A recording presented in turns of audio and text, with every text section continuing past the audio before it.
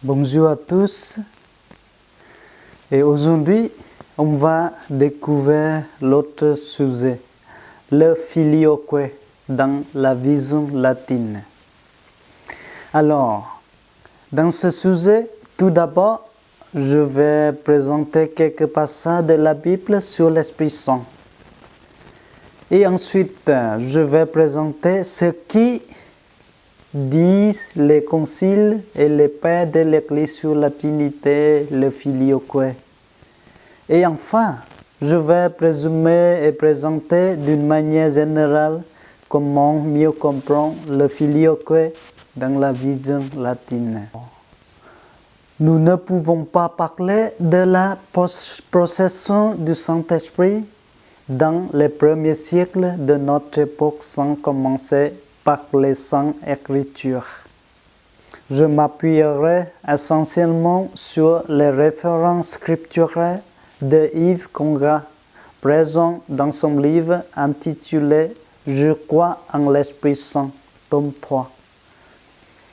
La Bible parle de l'Esprit et aussi de Dieu en image, que les pères de l'Église ont aimé répondre et commenter. Le livre d'Isaïe dit de l'Esprit Saint qui est comme le souffle, l'air et le vent. C'est le nom même de l'Esprit. Pour Isaïe, l'Esprit, c'est aussi l'eau et surtout l'eau vive. Dans le livre des Actes des Apôtres, l'écrivain biblique nous décrit la descente de l'Esprit Saint sur Marie et les apôtres rassemblés dans le Cénacle. La venue de l'Esprit est comparée à un violent coup de vent, mais aussi à du feu. Le texte nous parle également de la langue de feu pour signifier le don des langues. Il y a d'autres noms du Saint-Esprit qui sont moins imagés, plus ouverts à une spéculation, nous dit Yves Conrad, et notamment les noms suivants que l'on retrouve dans la Bible, comme sceau, amour, le don et la paix. La Bible nous parle de Dieu et nous révèle son identité, celle de Dieu trois en un, dont le Saint-Esprit fait partie, c'est-à-dire un Dieu trinitaire que toute l'Église chrétienne professe. Pour vérifier cela, il suffit par exemple de regarder la fin de l'évangile de Matthieu, chapitre 28, verset 16. Mais il est vrai qu'il est plus facile de trouver dans la Bible, et notamment dans l'évangile de Jean, des passages évoquant le Père et le Fils que des passages parlant du Saint-Esprit. Au sujet du Père et du Fils, Jésus, dans l'évangile de Jean, parle de sa relation au Père. Qui croit en moi, ce n'est pas en moi qui croit, mais en celui qui m'a envoyé. Et qui me voit celui qui m'a envoyé. Qui m'a vu a vu le Père. Ou encore, croisez-moi, je suis dans le Père et le Père est en moi. Ces trois passages de l'évangile de Jean évoquent le Père et le Fils et la relation qui existe entre eux.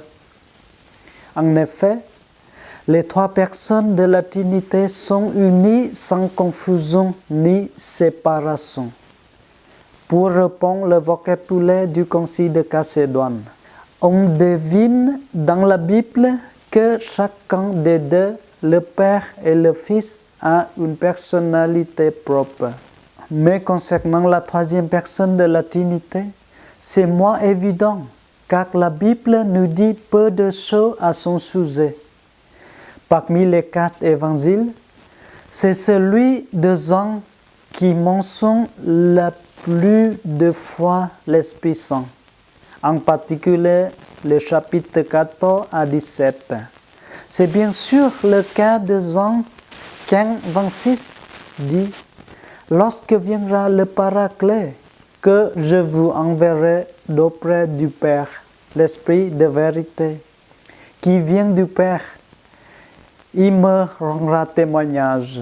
Irénée de Lyon, dans Adversus RSS, parlait du Verbe et de l'Esprit comme des deux mains du Père. Selon Irénée, le Verbe devenu visible a révélé le Père. L'Esprit est celui par qui les prophètes ont prophétisé et les pères ont appris ce qui concerne Dieu. Yves Conga nous dit qu'il ne s'intéressait pas tant à la Trinité en soi, c'est-à-dire à la Trinité immanente, qu'à la Trinité économique, autrement dit le Dieu créateur et sauveur de l'humanité, qui se communique aux hommes et les sauve. Tertullien, de son côté, dit que l'Esprit sort du Père par le Fils, venant en troisième à partir du Père et du Fils, à Deo et Filio. Tout comme le fruit issu du rameau vient en troisième à partir de la racine. Avec Origène, on peut trouver chez lui la théologie des trois hypothèses coéternelles et l'éternel, procession de l'Esprit du Père par le Fils. On voit bien que, pas une seule fois dans les premiers siècles, il est question de filioque, c'est-à-dire de la procession de l'Esprit Saint à partir du Père et du Fils. Certains affirment qu'il se pourrait qu'il procède du Père par le Fils, comme Tertullien, mais cela n'a pas la même valeur théologique de la filioque, car en disant qu'il possède du Père par le Fils, l'accent reste sur le Père. Entre-temps intervient un certain Arius qui donnera son nom à une hérésie appelée l'arianisme. Cet Arius nie la divinité du Fils. Pour lui, dans le Père, seul était réalisé le mystère de l'être divin. Lui seul était Dieu. Le Fils était une créature. C'est pour cela le Concile de Nicée en 325 affirma la divinité du Fils. D'ailleurs, voilà ce qu'on peut lire dans le Credo. Né du Père avant tous les siècles, Dieu de Dieu, lumière de lumière, vers Dieu de vers Dieu. La vision latine. La vision latine de la procession du Saint-Esprit s'articule autour de quelques auteurs qui ont eu un rôle décisif. Nous essaierons de retranscrire la pensée des auteurs suivants: Saint Augustin, Anselme, Bonaventure et Thomas d'Aquin. C'est la lecture de Iconien qui nous a conduit à nous arrêter sur ces auteurs. Tout d'abord, Augustin, comme tout chrétien de l'époque désirant approfondir sa foi, qui parle des Écritures qui commentent ensuite. Contrairement aux Grecs qui parlent de la Trinité en lien avec sa révélation économique, Augustin exposait à Deus Trinitas, pensé de façon statique un débordement de l'incarnation et de l'économie salutaire. Augustin cherche donc à penser la Trinité en elle-même, sans lien particulier avec l'économie du salut, c'est-à-dire avec l'histoire du salut. De son de Trinité, il commence par distinguer les thèmes de Père, Fils et Saint-Esprit. En effet, il nous dit que Père, Fils et Saint-Esprit, qui distinguent les personnes, sont des thèmes de relation. Père se dit par rapport à Fils, Fils par rapport à Père. Ainsi, le Fils n'est pas le Père n'est pas le Fils. et il n'y a pas de Père sans le Fils et de Fils sans le Père. Augustin définit donc les trois personnes de la Trinité à partir de leur relation d'opposition. Ainsi, la relation qui vient caractériser la troisième personne de la Trinité est celle de don en opposition à donateur que sont le Père et le Fils. Notre deuxième auteur est Anselme. Il dit que ce dernier produit un acte d'intelligence et donc son verbe, puis ce connaissance qui s'aime soi-même. Cela relève d'une nature et d'une nécessité ce qu'est l'esprit. À partir de là, il en vient à définir l'esprit comme amour et amour qui unit le Père et le Fils. Anselme parle de l'existence des personnes l'une dans l'autre. Le fait qu'elles sont présentes les unes aux autres se contient, se manifeste l'une dans l'autre.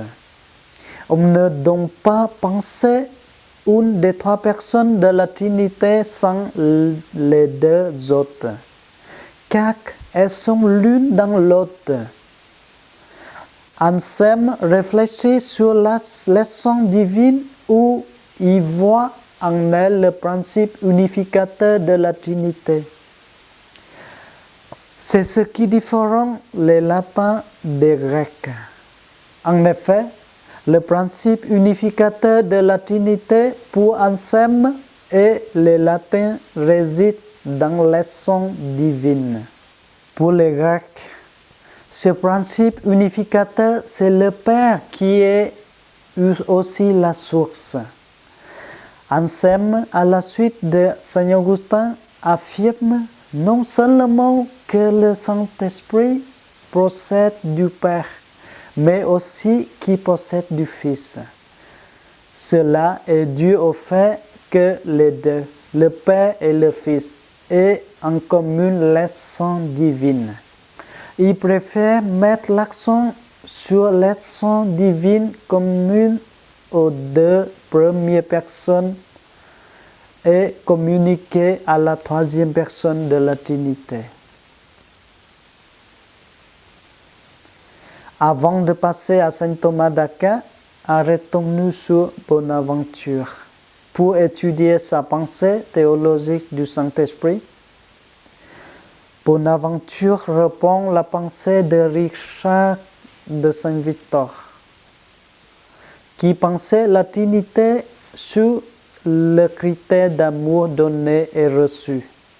Le Père est amour donné, le Fils amour reçu et donné, et l'Esprit amour reçu. Mais il ajoute le thème de communication en émanation par mode de nature et par mode de volonté et de libéralité. Grâce à cela, il arrive à démontrer la nécessaire existence de la troisième personne de la Trinité qui est amour et don. Voilà ce que nous dit Bonaventure, cité par Yves Conguin dans son livre. L'amour qui est le Saint-Esprit ne possède pas du Père en tant qu'il s'aime soi-même, ni du Fils en tant qu'il s'aime soi-même, mais il possède en tant que l'un même l'autre, puisqu'il est un nexus, c'est-à-dire un lien. Alors, Thomas d'Aquin, notre quatrième auteur, se situe dans la lignée de ses prédécesseurs. Il garde l'idée du Saint-Esprit amour et don. Il garde même l'idée du Saint-Esprit amour mutuel du Père et du Fils. Mais il ne fait pas de ces idées le principe d'intelligibilité et de construction théologique du mystère de la Sainte Triade. Conformément à la signification même du terme procession, qui en latin a un sens très général. il parle de deux processions au sein de la Trinité. Et ces processions constituent des personnes qui sont à la fois réellement identiques. Elles sont réellement distinctes entre elles. Pour distinguer les trois personnes de la Trinité entre elles, il reprend l'idée d'Augustin avec les relations d'origine qui font que le Fils n'est pas le Père n'est pas le Fils. Mais bien sûr, ils sont tous les trois Dieu. Mais en Dieu, ces relations sont identiques, elles sont souverainement simples, ce qui le vaut cette qualité de relation subsistante. Thomas d'Aquin affirme que le Saint-Esprit procède du Père et du Fils. L'Esprit possède nécessairement de deux, car autrement l'Esprit ne se distinguerait pas du Fils. Le Saint-Esprit possède par mode de volonté ou d'amour. Il est appelé amour et don par saint Thomas. Alors, en résumé, on ne peut pas parler de la Sainte Trinité sans, à un moment donné ou à un autre, faire référence au filioque. Ce petit vocable latin signifie « et du Fils ». Il a été introduit dans la procession de foi, affirmée au Concile de Nicée-Constantinople de 381, qui définissait que l'Esprit Saint procède du Père, ne disant rien à relation unissant le Fils et le Saint-Esprit, en sorte que l'on pouvait croire que le Saint-Esprit ne possédait que du Père. Que le Saint-Esprit possède du Père, c'est vrai absolument, et le restera toujours.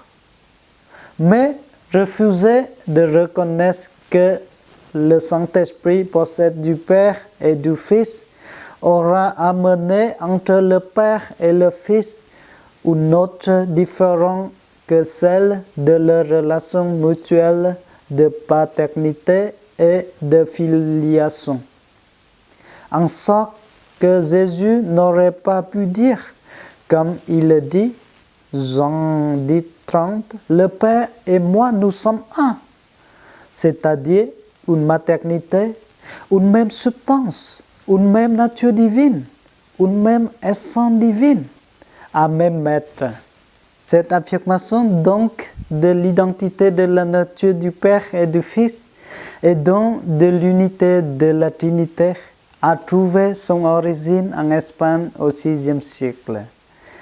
Lorsque ceci a été envahi par les Visigoths, qui étaient ariens, c'est-à-dire qui refusaient de reconnaître la divinité de Jésus. Et c'est pour affirmer cette divinité de Jésus que les chrétiens espagnols ont ajouté dans le credo ce thème ceci, le filioque. Donc, le Saint-Esprit possède du Père et du Fils, comme de son seul et unique principe. Puis, Charlemagne, au IXe siècle, va répondre ce créneau modifié dans son empire. Les papes à Rome tarderont à l'adopter, étant donné les difficultés qui existaient déjà entre les chrétiens d'Orient et d'Occident. Mais au XIe siècle, vont finir par l'adopter. Les orientaux vont prendre prétexte de cela pour justifier la séparation d'avec Rome. Mais on ne peut pas refuser le filioque sans rejeter tout le dogme trinitaire. Comme je viens de le montrer, si le Saint-Esprit ne possède pas du Fils comme du Père, alors il y aurait une autre différence entre le Père et le Fils. Et donc, il n'aurait pas l'unité parfaite et l'identité de la nature. Voilà. Merci beaucoup pour votre écoute.